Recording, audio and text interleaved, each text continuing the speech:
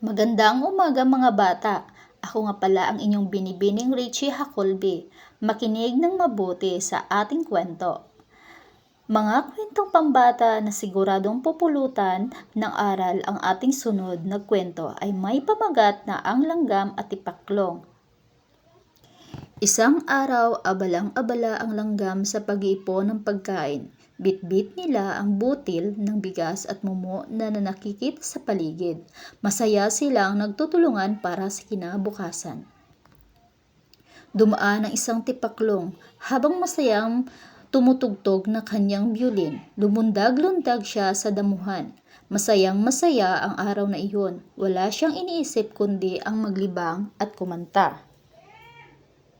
Nilapitan niya ang isang langgam at nagtanong, "Bakit kayo nagtrabaho sa ganitong kagandang panahon? Itigil niyo muna yan. Tara na at maglaro tayo." "Pinaghahandaan namin ang tag-ulan," sagot ng isa sa mga langgam. "Kailangan naming mag-ipon habang maganda pa ang panahon. Kung hindi kami kikilos ngayon, wala kaming makakain bukas." Tumawag ang tipaklong at umindak sa saliw ng kanyang tugtugin. "Ang tag-ulan ay matagal pa. Bakit kayo nagmamadali? Mas masaya kung tayo'y maglaro muna. Tara!" Hindi natinag ang langgam sa sinabi ng tipaklong.